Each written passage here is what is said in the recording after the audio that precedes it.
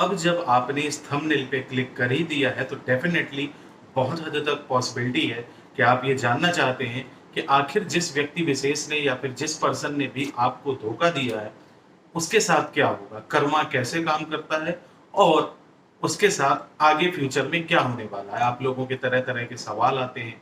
आप लोग कई बार मुझे मैसेज के थ्रू भी पूछते हैं कि सर, उस व्यक्ति ने या उस लड़की ने अगर हमको चीट किया है, हमारे साथ धोखा किया है, या फिर आपकी पत्नी ने आपको या फिर आपके पति ने आपको चीट किया है, तो वो अपनी लाइफ में इतने ज्यादा खुश कैसे हैं और हम अपनी लाइफ में दुखी हैं तो क्यों हैं? आखिर कर्मा सिर्फ हमारे लिए काम करेगा या उनके लिए भी काम करेगा? और अगर उनके लिए काम करेगा तो हम दुखी क्यों हैं? वो अपनी जिंदगी में किसी और के साथ आने के बावजूद भी खुश क्यों हैं, जबकि हमने कभी उनको चीट नहीं किया, उन्होंने हमें चीट किया, फिर भी वो अपनी लाइफ में खुश क्यों हैं? और क्या सिर्फ दुख दर्द तकलीफ सिर्फ हमारे लिए बनी है, उनके लिए नहीं बनी है? और अगर हम सही थे, सच्चे थे, अच्छे थे, तो भी वो अपनी जिंदगी में खुश कैसे हैं? तो आपके इन सारे सवालों के जवाब मैं दूंगा अपनी इस वीडियो के माध्यम से, और आपको बहुत सारा नॉलेज गेन करने को मिलेगा। तो बने रहिएगा हमारे साथ वीडियो के एंड तक। इस वीडियो को शुरू करने से पहले मैं आप सभी से कह दूं, अगर आप हमारे चैनल पे नए हैं तो चैनल को जरूर सब्सक्राइब कर लीजिएगा, बेल का आइकन दबा लीजिएगा और नोटिफिकेशन आपको मिलती रहेगी। इसी तरह का लेटेस्ट कंटेंट आपको मिलता रहेगा। तो स्टार्ट करते हैं इस वीडियो को। तो याद रखिएगा कि इस लाइफ में कर्मा अपने हिसाब से लगातार काम करता रहता है। अगर आपको लगता है कि आपने अच्छा किया है, सामने वाले ने आपको चीट किया है, सामने वाले ने आपके साथ गलत किया है, तो बेशक आज वो सुखी हो सकते हैं, लेकिन ये कर्मा घूम फिर के उनके पास आएगा जरूर। अगर उन्होंने आपको चीट किया है, अगर उन्होंने किसी भी तरीके से जाने अनजाने आपको धोखा दिया है, तो याद रखिएगा ये चीजें जिंदगी में काम जरूर करती हैं और उसका खामियाजा वो आज नहीं तो कल भुगतेंगे जरूर। और आपको अगर आज दुख दर्द तकलीफ ज्यादा मिली है, तो आप इस बात को सोचिए कि आपने अच्छा काम किया, आपने कभी किसी को धोखा नहीं दिया, आपने कभी किसी को परेशान नहीं किया, और आपने बदला लेने की भावना भी अपने अंदर नहीं रखी। और उस बदला लेने की भावना के कारण अगर आपने सामने वाले को हर्ट नहीं किया है, तो वो कर्मा आज नहीं तो कल काम जरूर करेगा। इसके लिए मैं आपको एक एग्जाम्पल, एक उदाहरण देता हूं, इसके माध्यम से आप बहुत जल्दी समझ। एक बार क्या होता है, एक कंपनी का मालिक अपने मैनेजर को एक चांटा मार देता है। किसी भी बात पे वो दिक्कत में था, परेशान था, और बहस हो जाती है तो वो अपने मैनेजर को एक चांटा मार देता है। उसका मैनेजर अब अपने बॉस से तो कुछ कह सकता नहीं था, मालिक से कुछ कह सकता नहीं था, तो वो आक्रोश में घर आता है और अपना गुस्सा अपनी वाइफ पे उतारता है और उसको एक चांटा मार देता है। अब जब उसकी वाइफ को वो चांटा पड़ता है तो वो अपने हस्बैंड से तो कुछ कह नहीं सकती थी, तो वो अपने बड़े लड़के को एक चांटा मार देती है। अब गुस्से और झुंझलाहट में उसका बड़ा लड़का ना तो अपनी मम्मी को कुछ कह सकता है, ना पापा को कुछ कह सकता है, तो वो सारा का सारा गुस्सा और खुन्नस अपने छोटे भाई पे उतार देता है और उसको एक चांटा मार देता है।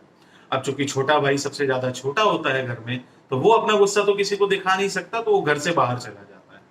और जब वो घर से बाहर जाता है तो वो गुस्से में कुत्ते को एक लात मार देता है। अब जब वो कुत्ते को एक लात मार देता है तो कुत्ता क्या करता है, वहां से दौड़ के भाग जाता है। अब जब कुत्ता दौड़ के भाग जाता है तो कुत्ता भी चूंकि उसको मारा गया है तो वो गुस्से में है, बौखलाहट में है, और वो जाके एक आदमी को काट लेता है। और आपको मालूम है ये आदमी कौन था? ये वही व्यक्ति था जो उस मैनेजर का बॉस था, यानी मालिक था, जिसने सबसे पहले मैनेजर को चांटा मारा था। तो इससे आप क्या समझते हैं? कर्मा किसी ना किसी रूप में आगे जरूर आएगा। अगर आप इस मिथ में हैं, इस अंधविश्वास में हैं कि कर्मा आपके लिए सिर्फ काम कर रहा है, आप अगर कुछ गलत कर देते हैं तो उसका भोगमान आपको तुरंत भोगने को मिलता है, तो ये सच है, किसी को जल्दी किसी को बाद में, लेकिन भोगना तो पड़ेगा। इस बात को हमेशा याद रखिए। आप इसको अगर नहीं समझ पाए हैं और आपके हमेशा ये अगर सवाल रहते हैं कि सर, हमने कभी अपने अंदर इस भावना को जनरेट नहीं किया, हमने अपने अंदर जाने अनजाने भी इस भावना को नहीं लाए कि उसने मेरे साथ गलत किया है तो मैं भी उसके साथ गलत करूंगा या करूंगी। कई लोग क्या करते हैं कि अगर उनको धोखा मिलता है, उनके साथ चीटिंग होती है, उनका बॉयफ्रेंड या गर्लफ्रेंड उनको छोड़ के जाते हैं, उनका पति या पत्नी उनको छोड़ के जाते हैं, धोखा देते हैं, किसी और के साथ अपनी लाइफ बसाते हैं, खुश हो जाते हैं, जबकि धोखा भी उन्होंने दिया है, और खुश भी अपनी लाइफ में वो किसी और को जल्दी लाके हो रहे हैं, और अपनी लाइफ में किसी और को लाके वो खुश भी हो रहे हैं।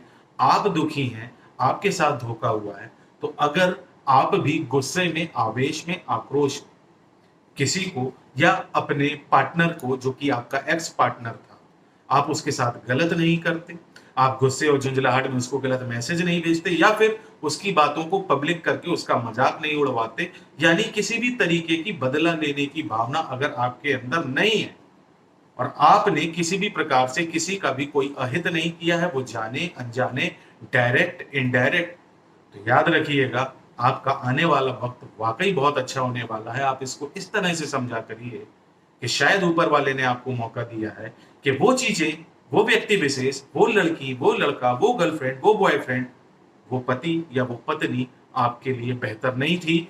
वो आज नहीं तो कल डायरेक्ट इनडायरेक्ट आपको हर्ट करती, आपकी जिंदगी नरक कर देती और आपको बहुत ज्यादा खामियाजा भुगतना पड़ता।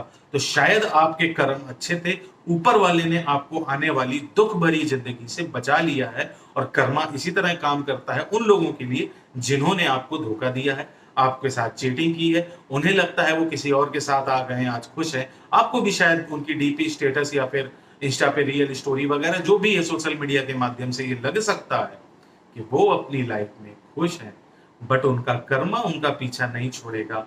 आपको एक स्टोरी मैंने बता दी है, दूसरी स्टोरी मैं आपको अब बता देता हूं। आपका जितना भी डाउट है अपने कर्मा को लेके, अपने पार्टनर के कर्मा को लेके, अपने साथ हुए धोखे को लेके, अपने साथ हुई चीटिंग को लेके, जितना भी आपके पास सवाल है और जितने भी क्वेश्चन है, जितना भी डाउट है, वो अब आपका क्लियर हो जाएगा इस स्टोरी के माध्यम से। तो ये बहुत इंपॉर्टेंट स्टोरी रहेगी, इसको बहुत ध्यान से सुनिएगा। कर्मा से रिलेटेड आपके सारे डाउट्स क्लियर हो जाएंगे और ये कर्मा कैसे वापस आता है, किस रूप में वापस आता है, मैं आपको बता रहा हूं। एक बार क्या होता है कि एक दुर्बल सा व्यक्ति नदी के किनारे मछली पकड़ रहा होता है और वो कुछ मछलियां पकड़ भी लेता है। चूंकि जब मछली को पकड़ा जाता है तो मछली को पकड़ते ही साथ उसको मारा नहीं जाता, उसको थोड़े से पानी में रख दिया जाता है ताकि वो जिंदा बनी रहे और ताजी बनी रहे। इतने में एक बलवान आदमी आता है जो हष्ट-पुष्ट और पैसे में भी शक्तिशाली था। वो आके उस मछली को छीन लेता है।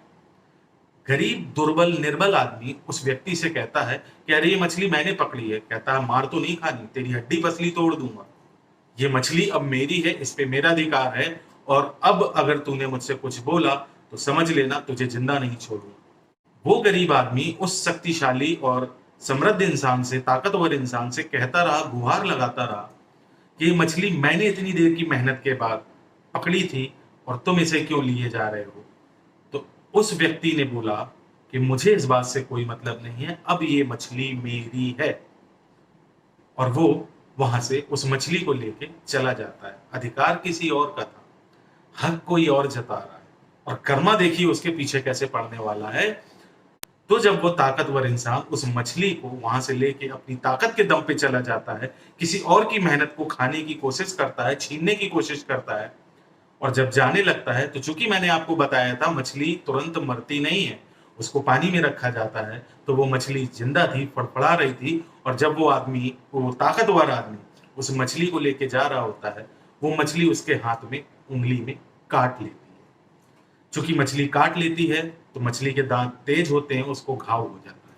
वो डॉक्टर के पास जाता है, डॉक्टर मरहम पट्टी कर देता है और कहता है 3-4 दिन बाद आना। कोई बात नहीं, 3-4 दिन बाद जब वो आदमी फिर पट्टी कराने पहुंचता है तो डॉक्टर कहता है अरे ये घाव तो अभी भी ताजा है और जहर फैल रहा है, उंगली काटनी पड़ेगी वरना यहां से काटना पड़ेगा, हाथ काटना पड़ जाएगा, तो उंगली कटवा लो। तो उंगली काटना ही बेहतर है क्योंकि जहर फैल रहा है। मरता क्या ना करता, उसने कहा ठीक है उंगली काट दीजिए। डॉक्टर उंगली काट देता है और फिर पट्टी कर देता है और कहता है 3-4 दिन बाद आना।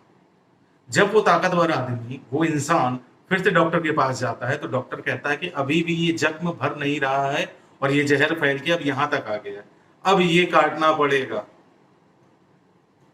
वरना ये जहर यहां तक फैल जाएगा। क्या करें, जान तो बचानी है। तो वो इंसान कहता है ठीक है काट दीजिए। फिर पट्टी कर दी जाती है, डॉक्टर कहता है 3-4 दिन बाद आना। 3-4 दिन बाद जब वो पहुंचता है तो फिर देखा जाता है कि जहर फिर फैल रहा है और वो जख्म अभी भी बिल्कुल ताजा का ताजा है। तो डॉक्टर बोलता है अब हाथ यहां से काटना पड़ेगा वरना यहां से काटना पड़ जाएगा क्योंकि जहर यहां तक आ गया। वो कहता ठीक है भाई, जिंदगी और जान तो बचानी है ना, तो काटिए, इसको भी काटिए। जब उसका यहाँ तक हाथ कट जाता है और वो चला जाता है, और डॉक्टर उसको 3-4 दिन बाद फिर बुलाता है, तो जब डॉक्टर इस बार उसकी पट्टी खोलता है तो देखता है कि जहर यहाँ तक पहुंच गया। अब डॉक्टर उससे कहता है कि यार तुझसे कभी कोई गलती तो नहीं हो गई, कहीं ऐसा तो नहीं है कि तुमसे कोई बहुत बड़ा अपराध हो गया हो, कहीं कुछ गलत तो नहीं करके आए हो, क्योंकि इतना छोटा सा जख्म और ये बढ़ते बढ़ते तुम्हारा ये हाथ ले गया, अब मुझे यहाँ से हाथ तो काटना पड़ रहा है, मैं पट्टी भी कर दूंगा यहाँ की, लेकिन तुम जाके ये सोचो कि कहीं तुमसे कोई गलती तो नहीं हुई, सोचो। आदमी कहता हाँ डॉक्टर साहब, एक गलती तो हुई है, हक किसी और का था और उसको छीनने की कोशिश मैंने की थी, और वो मछली मैंने छीन ली थी और उस मछली ने ही मुझे काटा था। तो कहते हैं कि जाओ उस आदमी को ढूंढो और उससे माफी मांगो, ताकि तुम्हारा ये घाव जो यहां तक आ गया है अब और आगे ना बढ़े, अब और आगे ना बढ़े। वो जाता है झटपटाते हुए, बहुत ढूंढता है उस आदमी को, बहुत ढूंढता है कि वो गरीब दुर्बल निर्बल सा आदमी जिसकी मछली मैंने छीन ली थी वो कहाँ है। और अंत में एक जगह वो आदमी उसे मिल जाता है, तो वो उसके पास जाता है, घुटने पे बैठ के नाक रगड़ता है, माफी मांगता है और कहता है क्यों, तू कोई जादू टोना जानता है, कोई तंत्र मंत्र जानता है, कोई विद्या जानता है, तूने किया तो किया क्या, ये इतनी सी उंगली से यहां से कटते यहां से कटते यहां से कटते ये कट गया, तूने किया क्या है, और मुझे माफ कर। कहता मैंने तो कुछ नहीं किया, जब तुम उस दिन मुझे अपनी ताकत दिखा के मेरी हिस्से की मछली, मेरी मेहनत की मछली मुझसे छीन के लेके जा रहे थे ना अपनी ताकत के दम पे, तो जब तुम जा रहे थे तो मैंने ऊपर वाले से ऊपर देखते हुए सिर्फ ये दुआ करी कि इसने मुझे अपनी ताकत दिखाई है, तुम भगवान इसे अपनी ताकत दिखा देना, और बस शायद उसने मेरी दुआ मांगी। तो याद रखिएगा ये कर्म फल है। अगर आप किसी का हक मारते हैं, किसी के साथ धोखा करते हैं, किसी के साथ चीटिंग करते हैं, तो वो मछली तो आप लेके चले आएंगे, लेकिन वो लाई हुई चीज भी आपको छोड़ेगी नहीं। लोग क्या करते हैं, किसी और के पार्टनर के साथ अफेयर कर लेते हैं, किसी को धोखा दे के किसी को और को अपनी तरफ कर लेते हैं, थर्ड पार्टी बन के किसी की जिंदगियां खराब कर देते हैं। तो अगर आपको लगता है कि आप बहुत ज्यादा स्मार्ट हैं, तो याद रखिएगा इस दुनिया में हर शेर के लिए एक बब्बर शेर होता है, और ये कर्मा ऐसे ही काम करता है। अगर आपने किसी के साथ धोखा किया है, किसी भी तरीके से किसी के साथ कोई चीटिंग की है, तो आप बच के जाने वाले नहीं है, और ये कर्मा आपके पीछे तो ऐसा पड़ेगा ना कि आज नहीं तो कल आपको इसका भोगना तो होगा। तो जो लोग मुझसे जितने भी क्वेश्चन करते हैं इस तरह के Karma related, I think so कि आपके सारे सवालों के जवाब आपको मिल गए होंगे। वीडियो पसंद आई हो तो एक लाइक जरूर करिएगा, चैनल को सब्सक्राइब जरूर करिएगा डेली बेसिस में ऐसे ही कंटेंट के लिए। मैं मिलूंगा आपसे अगली वीडियो में। आप चाहें तो ये वीडियो देखें, आप चाहें तो ये वीडियो देखें, आप चाहें तो ये वीडियो देखें, आप चाहें तो चैनल को यहाँ पे सब्सक्राइब कर लीजिए। मैं मिलूंगा आपसे अगली वीडियो में, तब तक के लिए नमस्कार, जय